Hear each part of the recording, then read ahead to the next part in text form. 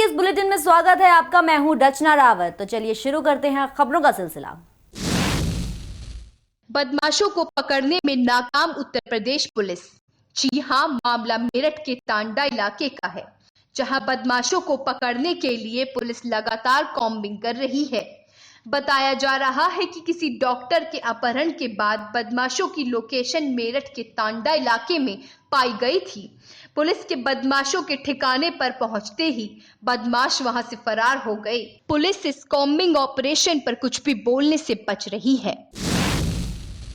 मामला रामपुर के कोतवाली सिविल लाइन क्षेत्र का है, जहां पर पुलिस ने कबाड़ी के घर छापा मार कई चोरी की चीजें बरामद की हैं। स्थानीय लोगों से बात करते हुए पता चला कि चोरी के वाहन काटने का अवैध कार्य कई महीनों से चल रहा है। इस पर जब हमने विरोध किया तो कबाड़ी ने अपने साथियों के साथ मिलकर मारपीट की और अवैध असलहा लेकर चढ़ाई कर दी। वहीं घटनास्थल पर पहुंचे जांच अधिकारी सत्यवीर सिंह ने बताया कि अभी इस मामले में जांच चल रही है।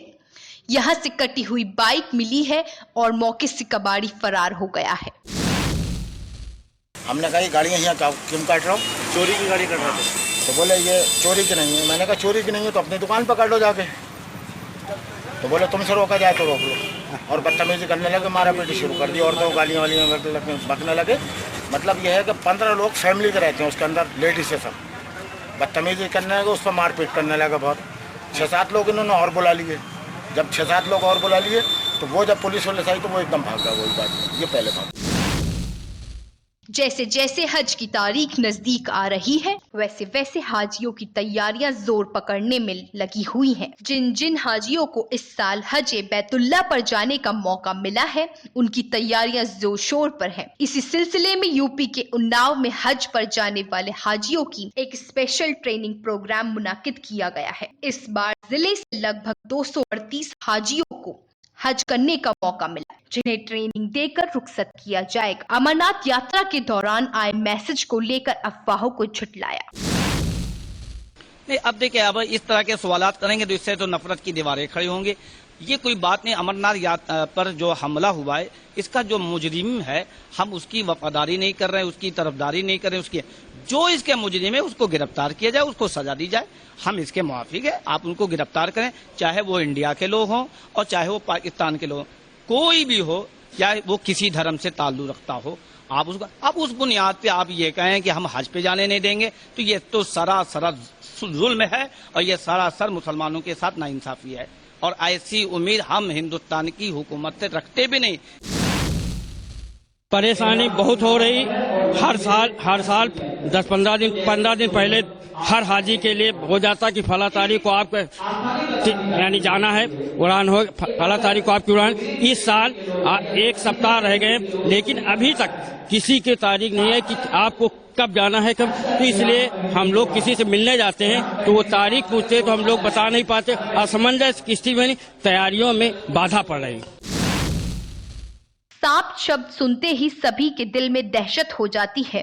तो सोचिए उस घर के लोगों की क्या हालत होगी जिस घर में एक के बाद एक 46 सांप निकले। जी हाँ, गाजीपुर के बोगना गांव में कांता राजभर के घर में कुछ दिन पहले 5 सांप दिखे थे, जिसके बाद घर के लोगों ने सपेरे को बुलाया। सपेरे ने घर से एक के बाद एक 46 सांप पकड़े और कहा कि अभी एक नागिन उनकी पकड़ में नहीं आई है। घटना से पूरा गांव दहशत में है।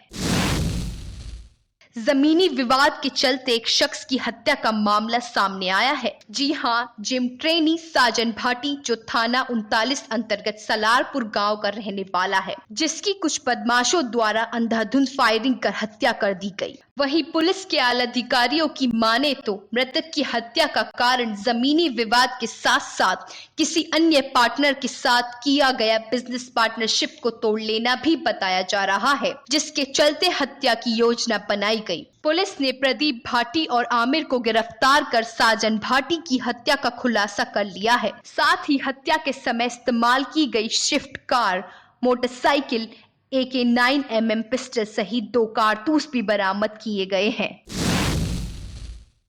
देखिए, 11/7 को थाना सेक्टर 39 क्षेत्र के सलारपुर गांव में साजन नाम के एक व्यक्ति की हत्या हो गई थी। उनके परिजनों ने 7 लोगों को नामजद करते हुए हत्या का मुकदमा लिखाया था। नितिन और प्रदीप ये दोनों मिलकर के इन्होंने योजना बनाई थी और बाहर के भी 2 आदमी इन्वॉल्व किए थे। सावन का महीना चल रहा है और पूरे देश में हर जगह भोले के भक्त कांवड़ियों का रेला सड़कों पर दिखाई देता नजर आ रहा है। हाथरस के सिकंदरा राव इलाके में लापरवाह टेम्पू चालक ने कांवड़ियों को रौंदा, जिसमें 2 महिला और 1 पुरुष कांवड़िया गंभीर रूप से घायल हो गए। लोगों की मदद से हाथरस जिला अस्पताल में उपचार के लिए भर्ती करवाया गया। अगर जिला प्रशासन ने वाकई कांवड़ियों की सुरक्षा व्यवस्था पर ध्यान दिया होता तो शायद ये दुर्घटना न होती। ये एक्सीडेंट कैसे हुआ? टेम्पो से पीछे से क्या कर रहे थे? कांवर लेके आ रहे थे। कहाँ से आ रहे थे कांवर लेके? सोराघाट से। कौन कौन है जिनके जो घायल है? मेरी मम्मी है, मेरे भाई है और मेरी चाची है। कहाँ पे हुआ है एक्सीडेंट?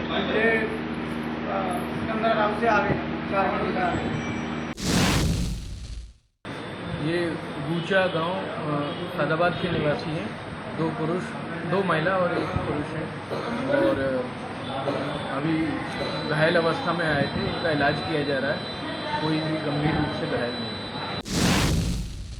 पुलिस प्रशासन वैसे तो लोगों की रक्षा के लिए होती है, लेकिन वहीं पुलिस पीड़ित को ही न्याय देने के बजाय उन्हें ही झूठे मुकदमे में फंसा देगी तो पुलिस से भरोसा ही उठ जाएगा। कुछ ऐसी ही खबर थाना कोतवाली क्षेत्र के गौरा नगर की है, जहां सट्टे का कार्य करने वाले शनि की लक्ष्मण वहीं काम करने वाले से बहस हो गई, जिसे वहां के लोगों ने शांत कराया। लक्ष्मण की मां रामवती ने बताया कि एक दिन शनि अपने कुछ दोस्तों के साथ नशे में धुत होकर उसके घर के बाहर आकर गाली गलौज करने लगा। जब उसने गेट खोला तो गाली गलौज करते हुए मारपीट करना शुरू कर दिया। जब इसकी शिकायत पुलिस से की गई तो पुलिस ने उनकी शिकायत लिखने के बजाय उनके दोनों बेटों को ही लॉकअप में बंद कर दिया। वहीं महिला इस मामले की शिकायत वरिष्ठ पुलिस अधीक्षक से करने की बात कह रही है और न्याय न मिलने पर आत्मदाह की चेतावनी भी दे रही है।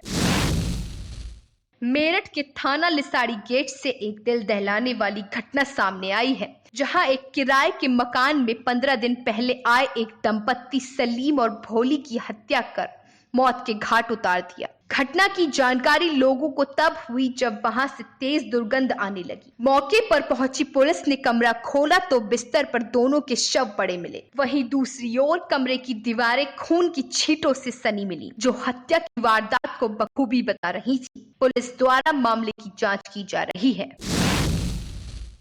ये लिसाड़ीगढ़ थाना क्षेत्र का मामला है।